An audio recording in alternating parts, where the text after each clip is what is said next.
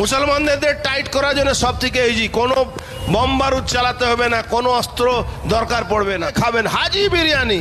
আরে হাজি বিরিয়ানি, যে হাজি নামই আছে তারপরে তার আপনারা যাবেন খেতে? কেন যাবেন? কোন মাংস খাওয়াচ্ছে? গরু মাংস খাওয়াচ্ছে। বিজেপি বা আরএসএস এর ওয়াশিং মেশিন থেকে বেরোলে কি আপনি দেশভক্ত? এটাই এখন প্রশ্ন। আর আপনি যদি অন্য কোনো ধর্মের হয়ে থাকেন, অন্য কোনো জাতির হয়ে থাকেন, তাহলে আপনি সন্ত্রাসবাদী, আপনি মাওবাদী। আপনি কি শিডিউল কাস্ট সম্প্রদায়ের, মানে আপনি কি দলিত, তাহলে আপনি সন্ত্রাসবাদী।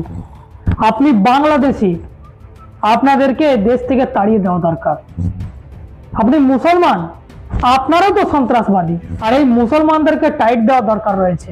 এদেরকে টাইট দেওয়ার জন্য সহজ উপায় আছে। এদেরকে বোম বারুদ দিয়ে মারার দরকার নেই। এদের যে পাংচার সারানোর দোকান আছে, যেখানে গ্যারেজ রয়েছে, সেগুলোই আপনারা কেউ যাবেন না, সেখানে পাংচার সারাবেন না। আপনারা এদেরকে ভাতে মারুন।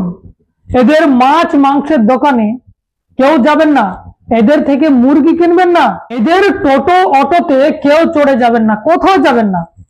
এই মুসলমানদেরকে এইভাবে টাইট দেওয়া যায়। আর বিরিয়ানি খেতে হলে ঘরে বানিয়ে নিজেরা খান। হিন্দুরা কি জানে না?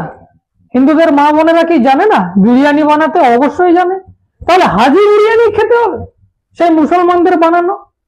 সমস্ত কিছু বন্ধ করে দাও। এই ধরনের কথা বলে ভারতবর্ষের শান্তি প্রিয় মানুষদেরকে সব সময় কিছু মানুষ উস্কে দেয়।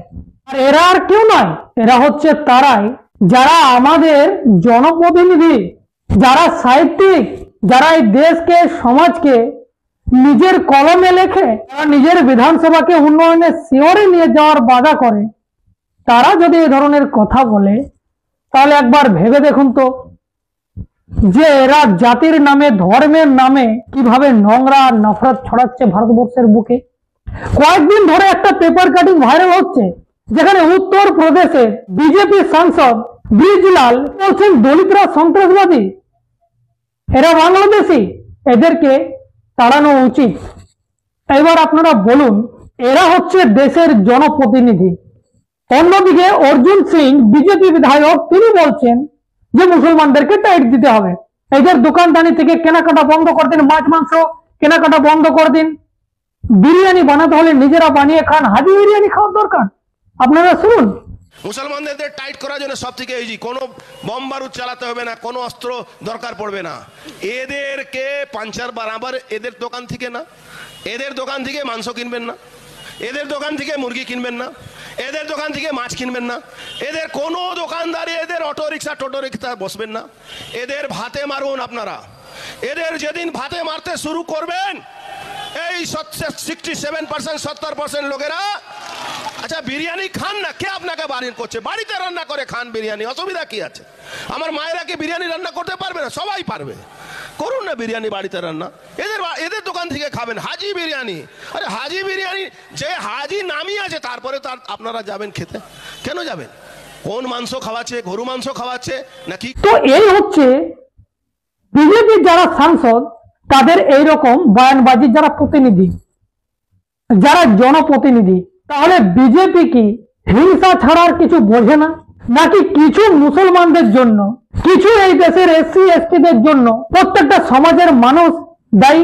আপনারা কি মনে করেন অবশ্যই কমেন্ট করে জানাবেন। অন্যদিকে সাহিত্যিক তিলোত্তমা, তিনি এবিপি আনন্দের একটা অনুষ্ঠানে তিনি যান এবং সেখানে তিনি বলেন যে মুসলিমরা সন্ত্রাসবাদী। তো এই ধরনের উক্তি করে তিনি কি সাবিত করতে চাইছেন? যে মুসলিম কমিউনিটি মানে কি তারা সন্ত্রাসবাদী? যদিও মুসলিম সম্প্রদায়ের থেকে আতঙ্কবাদী তৈরি হয়, তাহলে কি তার জন্য সম্পূর্ণ মুসলিম সম্প্রদায় দায়ী? তাহলে আমি আপনাদের কাছে কয়েকটা তথ্য রাখতে চাই, আর আপনারা বিচার বিশ্লেষণ করবেন যে এর জন্য তাহলে কোন সম্প্রদায় দায়ী। আপনারা জানেন, যখন অপারেশন সিন্দুর চলছিল দেশের মধ্যে, তখন এই দেশে পাকিস্তানের গুপ্তচর হিসাবে ধরা পড়েছিল কে? ইউটিউবার জ্যোতি মালহোত্রা। এবং সেই সময় পাকিস্তান পন্থী স্লোগান লাগিয়ে এই দেশের মহলকে বরবাদ করার চেষ্টা করছিল, হিন্দু মুসলমান দাঙ্গা লাগানোর চেষ্টা করছিল এবং পাকিস্তান পন্থী স্লোগান লাগিয়েছিল শুভাংশু শুক্লা। এরা তাহলে কারা? এরা তো হিন্দুই। আজকে উত্তর প্রদেশের আলিগড়ের মতো একটা জেলাতে আই লাভ মোহাম্মদ হিন্দুদের মন্দিরে লিখে সেখানের মহলকে উত্তপ্ত করার চেষ্টা করছিল। কারা না, যখন পুলিশ তদন্তে সেখানের এসএসপি সেই বিষয়টাকে যখন হ্যান্ডেল করতে গিয়ে দেখেন, দেখা যায় যে 4 জন এমন মানুষের নাম রয়েছে যারা হিন্দু। তাদের মধ্যে নাম রয়েছে দিলীপ কুমার, নিশান্ত কুমার, আকাশ এবং অভিষেক। এই নামগুলো দেখে কি মনে হচ্ছে এরা কি মুসলমান? এরা তো হিন্দু।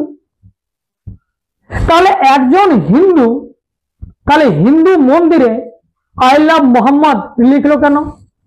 এর পেছনে যদি আপনারা রহস্য দেখেন তাহলে বুঝতে পারবেন এটা সম্পূর্ণ মুসলমান সম্প্রদায়কে বদনাম করার চেষ্টা করা হচ্ছে। তাহলে এই সমস্ত তথ্য দেখে আপনাদের কি মনে হয় যে এই কাণ্ডটি যারা করছে তার জন্য কি সম্পূর্ণ হিন্দুরা দায়ী, সম্পূর্ণ হিন্দু জাতি দায়ী, হিন্দু ধর্মের মানুষজন দায়ী? না, প্রত্যেকটা ধর্মে যেমন ভালো খারাপ দিক থাকে সেরকম ভালো মন্দ মানুষ থাকে। যারা কিছু মানুষ এমন আছে যারা হিংসা ছড়ায়। এর মধ্যে এই যে নামগুলো বললাম আপনারা নাম দেখলেই বুঝতে পারেন যে এরা হিন্দু সম্প্রদায়ের হলেও এরা কিন্তু এমন একটা মানসিকতার মানুষ যারা এই দেশকে ভালোবাসে না, মানুষকে ভালোবাসে না, তাই তো তারা দাঙ্গা লাগানোর কাজ করে। ঠিক সেই রকম যে মুসলিম সম্প্রদায়ের মানুষেরা বিভিন্ন জায়গায় ধরা পড়ছে, দেশ হোক দেশের বাইরে হোক, তারা যেমন সন্ত্রাসের সৃষ্টি করছে ধরা পড়ছে, তো তাদের জন্য সম্পূর্ণ মুসলমান সমাজ দায়ী নয়। ঠিক যেমন এদের জন্য সম্পূর্ণ হিন্দু সমাজ দায়ী নয়। কিন্তু এখন প্রশ্ন উঠে আসছে যে তাহলে এই ব্রিজলাল তিনি এই দেশের দলিত সম্প্রদায়ের মানুষকে কেন সন্ত্রাসবাদী বলছেন, কেন বাংলাদেশি বলছেন? তাহলে এনার মোটিভ কি? আমরা তো দীর্ঘদিন ধরে এটা শুনে আসছিলাম যে মুসলমানরা সন্ত্রাসবাদ সৃষ্টি করে, মুসলমানরা জঙ্গি, মুসলমানরা আতঙ্কবাদী হয়, কিন্তু আজকে নতুন করে আবার দলিতদেরকেও শুনতে হচ্ছে। তাহলে এই ব্রিজলাল তিনি কি ভুলে গেছেন যে আজাদির আন্দোলনে এই দেশের দলিত সম্প্রদায়ের মানুষ, এই দেশের আদিবাসী সম্প্রদায়ের মানুষ নিজেদের জীবনকে বলিদান দিয়ে এই দেশকে বাঁচিয়েছে? সেটা কি ভুলে গেছে? উদয় চামারের কথা কি ভুলে গেছে? ওনার একটা কথার জন্য আজকে মঙ্গল পাণ্ডে বাধ্য হয়েছিল যে ব্রিটিশদের হয়ে আজকে এই দেশের ভূমিপুত্রদের গুলি চালাচ্ছিল। তাহলে সেই উদয় চামার কি এমন কথা বললো যে মঙ্গল পাণ্ডের ভিতরটা কেঁপে গেল আর সেই বন্দুক আবার ইংরেজদের বিরুদ্ধে চলে গেল? তাহলে সেই দলিত সমাজের উদয় চামারকে কি ভুলে গেছে এই ব্রিজলাল বিজেপি সাংসদ? উত্তর কে দেবে? এই দেশে আজাদির আন্দোলনে যত মানুষ প্রাণ দেয়নি তার থেকে 3 গুণ বেশি মুসলমানরা প্রাণ দিয়েছে। তাহলে কি করে কয়েকটা মানুষের জন্য সম্পূর্ণ সমাজকে দায়ী করতে পারে? তার মানে বিজেপি বা আরএসএস এর ওয়াশিং মেশিন থেকে বেরোলে কি আপনি দেশভক্ত? এটাই এখন প্রশ্ন।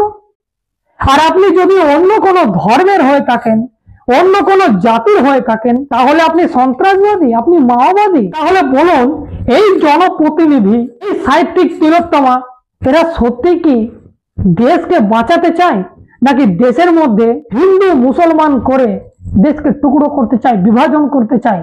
কি মনে হয় আপনাদের? অবশ্যই কমেন্ট করে জানাবেন। যদি প্রথমবার ফেসবুকে দেখছেন ফলো করে নেবেন, ইউটিউবে যদি দেখে থাকেন অবশ্যই সাবস্ক্রাইব করে পাশে থাকবেন। যদি আপনাদের এই প্রতিবেদনটি ভালো লেগে থাকে অবশ্যই আপনারা চ্যানেলের আর্থিক সহযোগিতা করে মজবুত করবেন। এখন এই পর্যন্তই, ধন্যবাদ।